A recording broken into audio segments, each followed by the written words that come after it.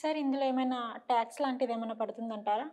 ఇందులో 2 రకాల ట్యాక్స్‌లు ఉంటాయండి. Okay. Short term capital gain tax అని ఉంటుంది. Long term capital gain tax అని ఉంటుంది. ఓకే. సో, ఇందాక మనం తీసుకున్న ఎగ్జాంపుల్ ఏదైతే ఉందో, మనం 25 లాక్స్ కనుక మనం ఇన్వెస్ట్‌మెంట్ చేస్తే, ఆ 25 లాక్స్ వితిన్ 10 ఇయర్స్‌తోనే మనకి 1 క్రోర్ అనేది వస్తుంది. సో, ఆ 1 క్రోర్‌లో మనం పెట్టిందంతా 25 లాక్స్. సో, మనకొచ్చిన ప్రాఫిట్ ఎంత? 75 లాక్స్. 75 లాక్స్. సో, ఈ 75 లాక్స్ మీద మనకి long term capital gain tax అంటారు. అంటే మన ఇన్వెస్ట్‌మెంట్ కనుక 366 డేస్ దాటింది అంటే, ఒక 1 ఇయర్ మించి ఒక రోజు కనుక ఉంటే long term capital gain tax అంటారు. దాని మీద 10% అనేది ట్యాక్స్ పడుతుంది. సో, ఆ 10% ట్యాక్స్ కూడా ఎలా పడుతుందంటే, ఒక 1 లాక్ ప్రాఫిట్ తీసేస్తారు. ఆ 1 లాక్ ప్రాఫిట్ తీసిన తర్వాత ఆ రిమైనింగ్ బ్యాలెన్స్ ఎంత ఉంటుందో దాని మీద 10% అనేది కడతారు. మనం కట్టాల్సి వస్తుంది. ఇప్పుడు చూడండి, 75 లాక్స్ ప్రాఫిట్ వచ్చింది.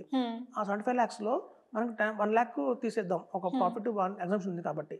అందుకే మేము చెప్పేది ఏంటంటేనండి, ఎప్పుడైనా సరే లంసమ్‌గా ఒకేసారి తీయకండి. ఎందుకంటే మీకు అవసరం బట్టి తీసుకోండి. ఈ ఇయర్ మీకు అవసరం ఉంది అంటే ఒక 30 లాక్స్ తీసుకోండి. నెక్స్ట్ ఇయర్ అవసరం ఉంది అంటే ఇంకో 20 లాక్స్ తీసుకోండి. అలా కనుక మనం తీసుకుంటే దాని ట్యాక్స్‌ని మనం తగ్గించుకోవచ్చు. కొంతమేర తగ్గించుకోవచ్చు. ఇప్పుడు చూడండి, అలాగే షార్ట్ టర్మ్ అంటారు. అంటే కనుక 1 లాక్ మనం ఇన్వెస్ట్‌మెంట్ చేసాం మార్కెట్‌లో. మనకేంటంటే వెంటనే ఒక వితిన్ 6 మంత్స్‌లోనే ఏదైనా ఎమర్జెన్సీ వచ్చింది. మనం డబ్బులు తీసేసామనుకోండి.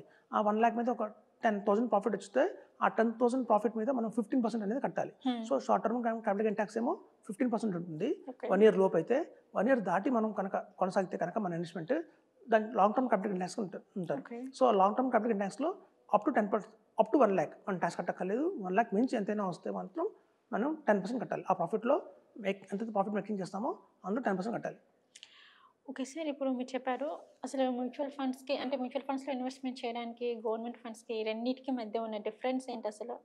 ఎప్పుడు చూడండి, ఒక గవర్నమెంట్ ఫండ్స్ కావచ్చు, లేదా ఎవరన్నా ఒక ఇన్సూరెన్స్ కంపెనీ కావచ్చు, మేము గ్యారంటీగా ఇస్తాము అని ఎవరైతే అంటారో, అక్కడ చూస్తే రిటర్న్ మీకు 7% దాటదండి.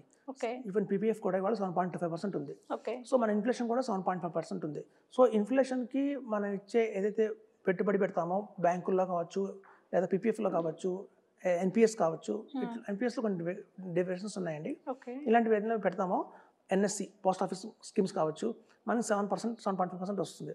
సో, ఎప్పుడైనా నక్కి ఉండకూడదు. అంటే మన ఖర్చుకి వాళ్ళు ఇచ్చే ఇంట్రెస్ట్ ఎప్పుడు నక్కి ఉండకుండా కొంచెం ఎక్కువ రావాలి అని కనుక ఉంటే మనం మ్యూచువల్ ఫండ్స్‌లో ఇన్వెస్ట్‌మెంట్ చేయొచ్చు. సో, మ్యూచువల్ ఫండ్స్‌లో మనకి డెట్ ఫండ్స్ ఉంటాయి. డెట్ ఫండ్స్ కేటగిరీలో కనుక అది గవర్నమెంట్ బాండ్స్ ఉంటాయి. మార్కెట్ రిస్క్ ఎటువంటి మార్కెట్ రిస్క్ ఉండదు. మనకు కాకపోతే 5-6% మనం రిటర్న్ ఎక్స్‌పెక్ట్ చేయొచ్చు. ఓకే. అలాగే డెట్ ఓరియెంటెడ్ ఫండ్స్ కూడా ఉంటాయి. వాటిలో 8% దాకా మనం రిటర్న్ ఎక్స్‌పెక్ట్ చేయొచ్చు. Okay. Equity oriented hybrid schemes ఉంటాయి. వాటిలో మనం 10% నుంచి 12% దాకా మనం రిటర్న్ ఎక్స్‌పెక్ట్ చేయొచ్చు.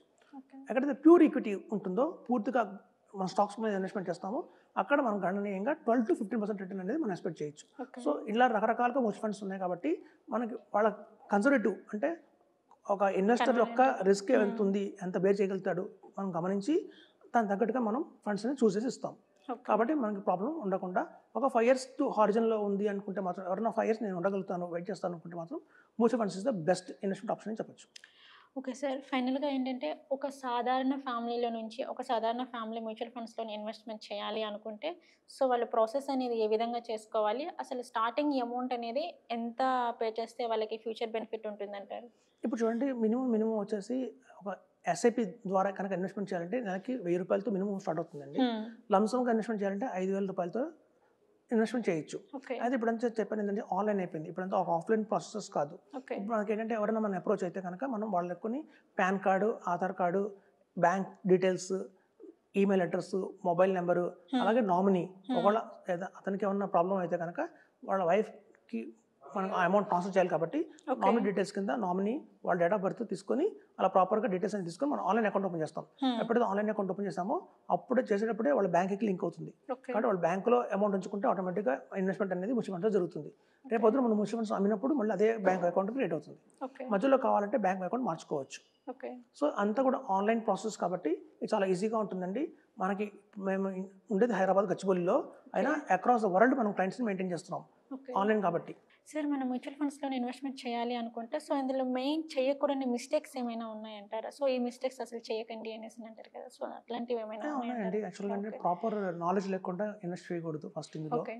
తర్వాత ఏంటంటే ముఖ్యంగా చెప్తున్న మొదటి నుంచి 3 ఇయర్స్ టు 5 ఇయర్స్ లోపు కనుక ఇన్వెస్ట్‌మెంట్ చేస్తే మాత్రం లాస్ వచ్చే అవకాశం ఉంటుంది. 5 ఇయర్స్ దాటితే మాత్రం వాళ్ళకి ఎటువంటి డోకా లేదు. వాళ్ళ ఇన్వెస్ట్‌మెంట్‌కి మనకి ఎటువంటి నష్టం జరగదు. కాబట్టి ఏంటంటే ఇన్వెస్ట్‌మెంట్ చేసే ప్రతి ఒక్కళ్ళు కూడా మినిమమ్ టైం ఫ్రేమ్ 5 ఏళ్ళు కనుక ఉంచుకొని వస్తే కనుక వాళ్ళకి లాస్ ఉండదు. ఓకే. ప్రాపర్ అడ్వైస్ తీసుకొని మాత్రం ఇన్వెస్ట్మెంట్ చేయాలి. ఎందుకంటే మ్యూచువల్ ఫండ్స్‌లో చాలా రిస్కీ ఫండ్స్ కూడా ఉంటాయి. ఓకే. లైక్ స్మాల్ క్యాప్ ఉంటాయి. చాలా కొన్ని ఫండ్స్ కొన్ని హై రిస్క్ ఉంటాయి, హై రిటర్న్ కూడా ఉంటాయి. కాబట్టి మనం వాళ్ళకి ఇందులో మీద ఎవరికైతే అవగాహన ఉంటుందో వాళ్ళకి అంత నాలెడ్జ్ ఉంటుంది కాబట్టి ఆ స్కీమ్స్ వెంటనే చూడడం కానీ అర్థం కాదు కాబట్టి రిస్క్ ఎంత ఉంది అని తెలియదు కాబట్టి మనం ఒక మంచి అడ్వైజర్ సలహా తీసుకొని మాత్రం ఇన్వెస్ట్మెంట్ చేయమని చెప్తున్నాం. Okay sir. మాకు మ్యూచువల్ ఫండ్స్‌లో అమౌంట్ అనేది ఎలా ఇన్వెస్ట్‌మెంట్ చేయాలి? సో, ఎలా ఇన్వెస్ట్‌మెంట్ చేస్తే మనకి ఎంత ప్రాఫిట్ వస్తుందన్న దాని గురించి చాలా చక్కగా ఎక్స్‌ప్లెయిన్ చేశారు. Thank you sir. Thank you అండి. ఓకే. చూసారు కదా! మ్యూచువల్ ఫండ్స్‌లోని అమౌంట్ అనేది ఎలా ఇన్వెస్ట్‌మెంట్ చేయాలి? సో, అందులో అమౌంట్ ఇన్వెస్ట్‌మెంట్ చేస్తే మనకి ఫ్యూచర్‌లోని ప్రాఫిట్ అనేది ఏ విధంగా ఉంటుంది అనేసి. సో, మనం నెక్స్ట్ ఎపిసోడ్‌లో వచ్చేసి షార్ట్ టైమ్‌లోనే కోటీశ్వరులు అయిపోవడం ఎలా అనే దాని గురించి చూద్దాం. Thank you.